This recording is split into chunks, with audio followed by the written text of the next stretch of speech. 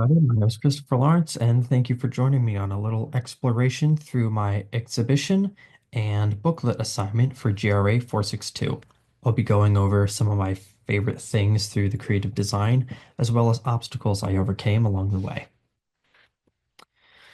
So for my first panel for the exhibition, you can see that it's just way too cluttered with text. This is going to be read from very far away, so you need the text to be bolder and more visible. And definitely a lot more images, I believe, need to be used. More image-based is going to make it more eye-catching for someone to notice from afar. So in my next iteration, I made the text bigger, got rid of any unnecessary filler sentences, and added more imagery, including updating the graphs that I had used to make them stand out more. As you can see where it says every minute the equivalent of one garbage truck of plastic enters the ocean, I bold one garbage truck. Made that bigger so you'd be able to catch that better.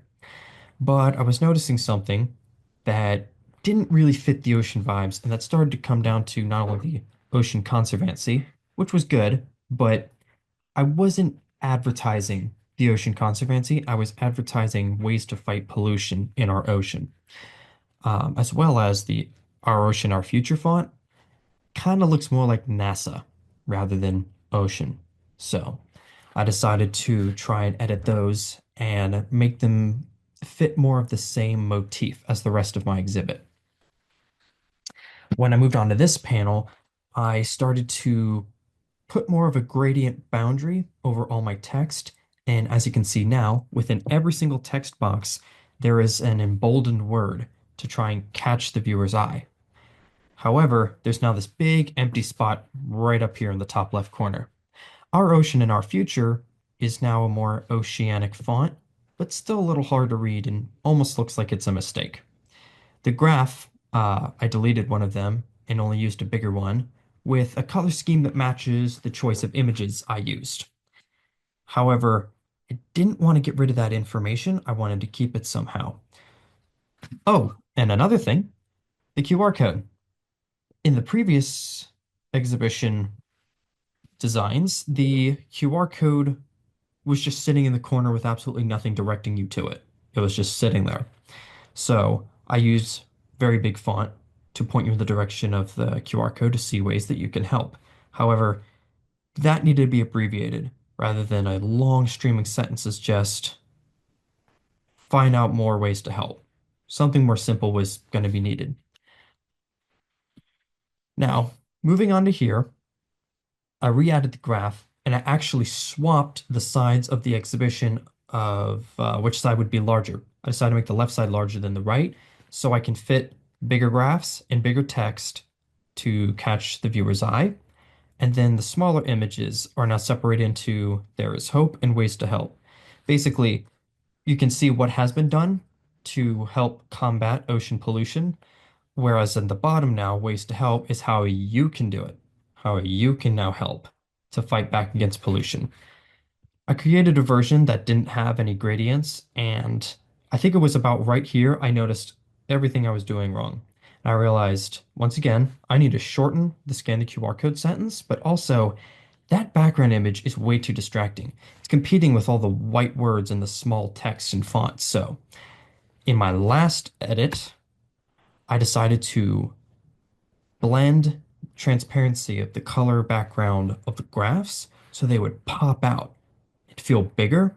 Use just a bolden. I think it is the Averta Stand font was the favorite one that I chose. And I used this one. Now, my favorite thing about this new one that I created was I was now able to use all the space and it doesn't look like it's too cluttered, but also not just empty spots that feel void. And I want to also point out something on the panel on the right. These were going to be little tabs that open and close where you can click to view more. So they would have little drop-down menus, ways that have been proven useful before, means that have actually been effective, and then on the bottom, how you can join. What is it that you can do to help fight the ocean pollution? And now with this, we will be moving on to my booklet exhibition. For this one, It took me a little while to narrow it down because I wanted a blueprint feel, but still wanted to feel like it was connected to the ocean. So I settled on this white, very coral kind of wavy pattern around most of my work.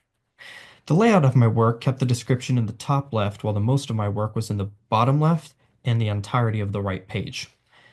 This is how it looked for most of my layouts, and I wanted my booklet to feel more image-based, and I believed this was the best way to do it. So once again, you were getting the images of my work rather than long-winded descriptions and a few images and pages here and there. For my work to be shown, it was better to have less texting. Now, the one thing I think I should fix about this booklet assignment is the abstract clocks page. While going through it, this is the one that stood out to me the most.